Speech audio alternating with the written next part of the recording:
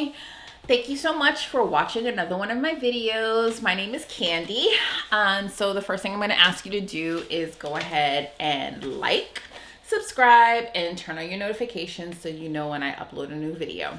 You know, when my husband and I, we started our adoption journey, there just wasn't, to me, many outlets for me to go to and get any type of knowledge, advice, anything pretty much from anybody that I felt like I could relate to that looked like me. So here I am on YouTube making adoption videos. So this week what I'm going to discuss are uncomfortable questions.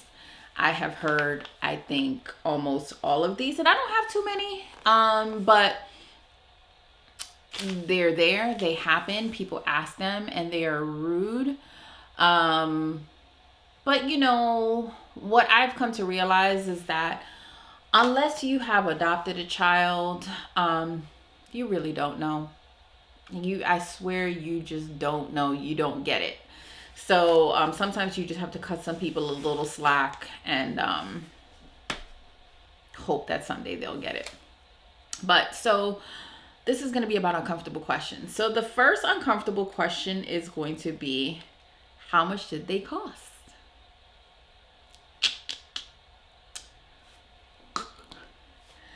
So yes, people will ask that, friends will ask that, family will ask that. And again, people don't get it. I think what the misconception is, people hear me say it, people hear other people say how expensive adoption is, or people hear, people saying how expensive just the adoption process is, or we would love to adopt again. However, we're trying to wait on finances, whatever it is. So they don't understand what we mean because they've never adopted, or they adopted through the public sector, meaning foster care. So let me clear this up. The baby has zero costs. My daughter had no cost. She didn't come with a price tag. That's not what I mean.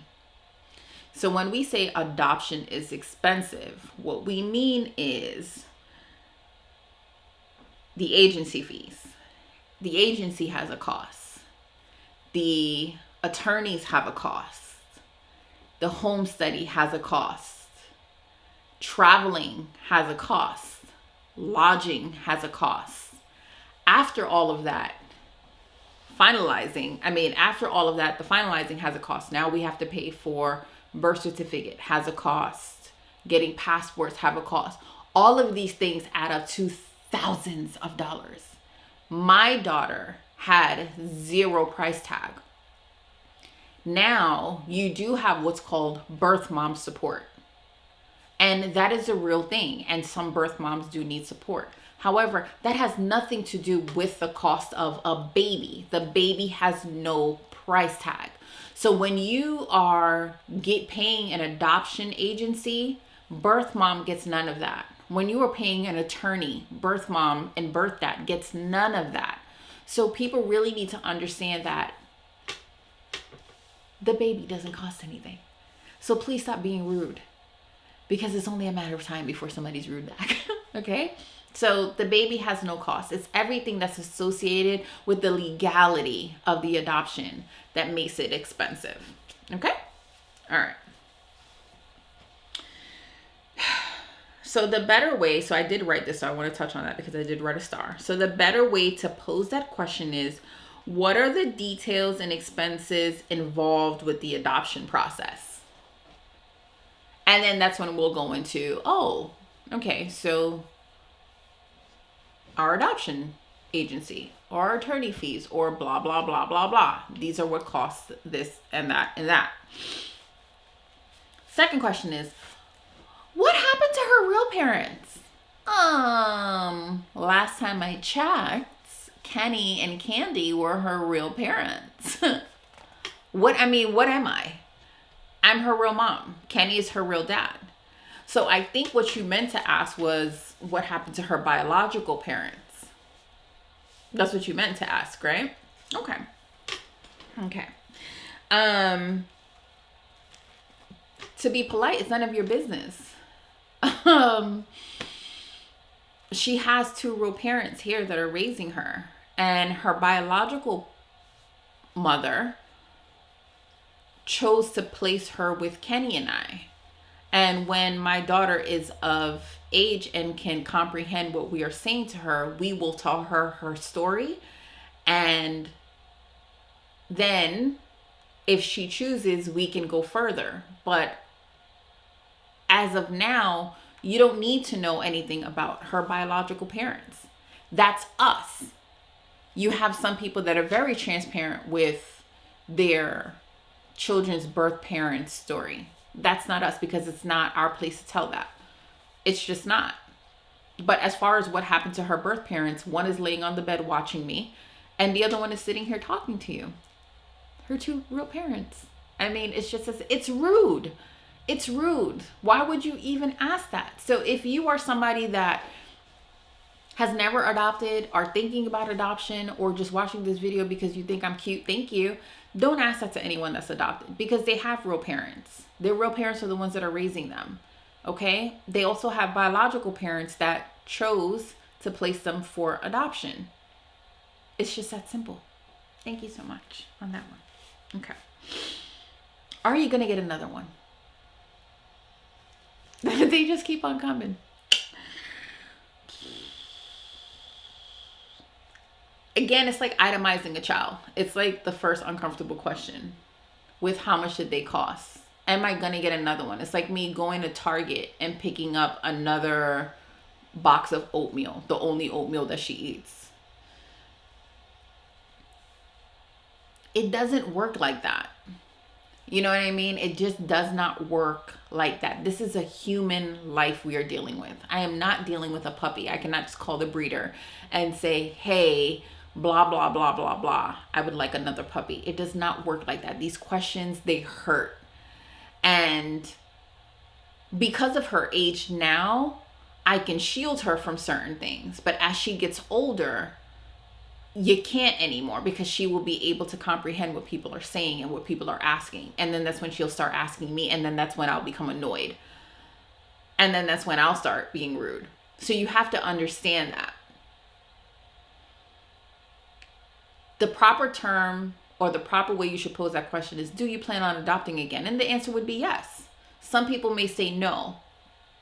The answer that we would give is yes. When the time is right, we do plan on adopting again. So instead of saying, do you plan on getting another one? Just say, do you plan on adopting again? Or do you plan on growing your family? Yes, we plan on growing our family. It's just that simple. We plan on growing our family. Did you pick her because she looks like you? I didn't pick her. Kenny didn't pick her.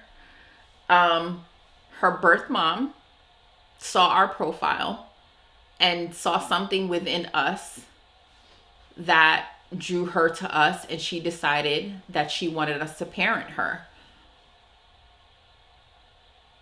That's how that happened. We didn't just see her as she looks now and say, that's the one we want.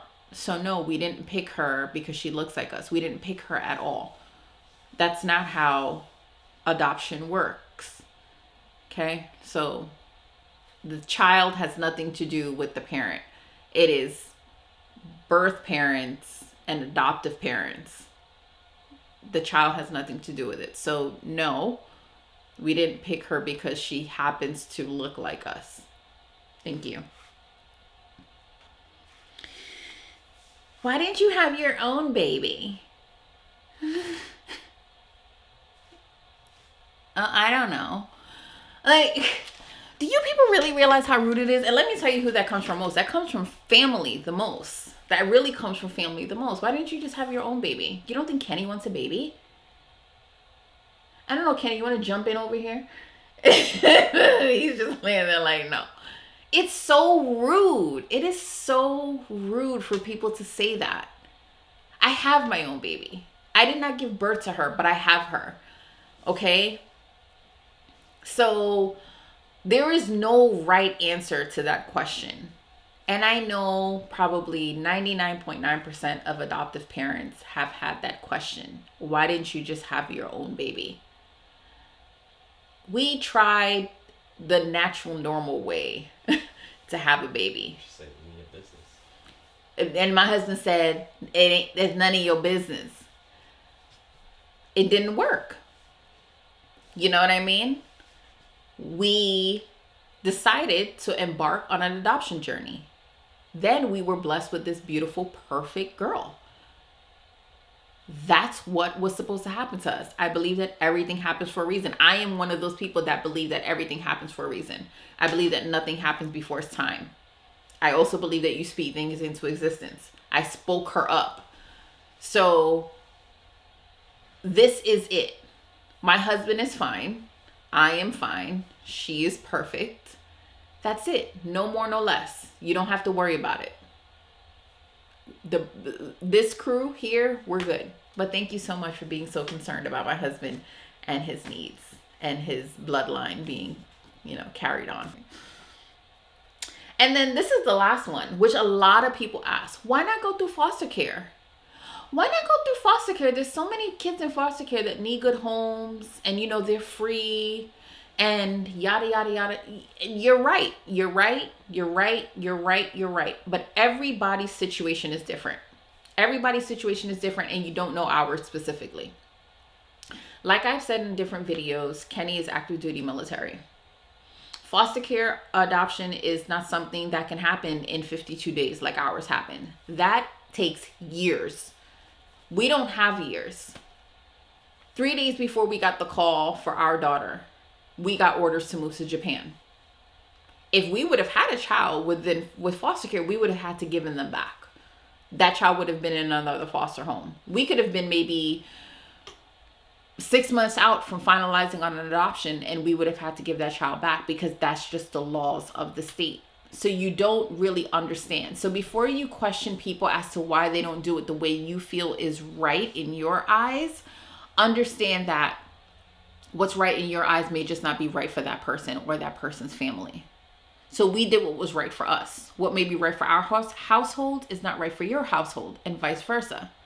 So just please understand that this is already a sensitive subject, and it's more so sensitive when you don't really understand what you're talking about. You don't understand the magnitude of the question that you're asking. You don't understand how you can really impact somebody with that question. And as I said, because my daughter's so young right now, I can handle it.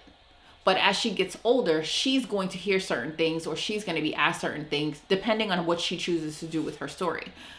We're going to tell her, as early as possible. Whether she chooses to, let people know that she's adopted or not, that's her choice. If she chooses, she may get some questions that she may not understand, or she may not know how to answer, and then she's going to come to us. But I'm sure there are going to be things that are going to be offensive towards her, and they're going to hurt her. Try to be respectful towards others. That's all we can ask, is try to be respectful. And know that these children are our children. We're raising them just like you raised yours that you've had. We're doing our best. We put them first. And just keep your mouth shut. Like, if you don't know what to say, keep your mouth shut. Like, that's it. But thank you so much for watching. If you've had a rude question and I know for a fact, some of you that probably have interracial adoptions or children that are older, I know that you guys probably have heard it like I wouldn't even know, or LGBTQ couples. I know that you guys probably get some questions that I want to hear. So if you could please do me a favor and leave them in the comments below, and I promise you I will get back to you, because this really is a touchy subject that people just really seem to not quite understand, because like I said, unless you've done it, you don't get it. So leave your comments below and I will get back to you. But thank you so much for tuning in to another video. If you haven't already, please like, subscribe, and turn on your notifications. And I will post another video again shortly. Thank you so much. Have a good day. Bye-bye.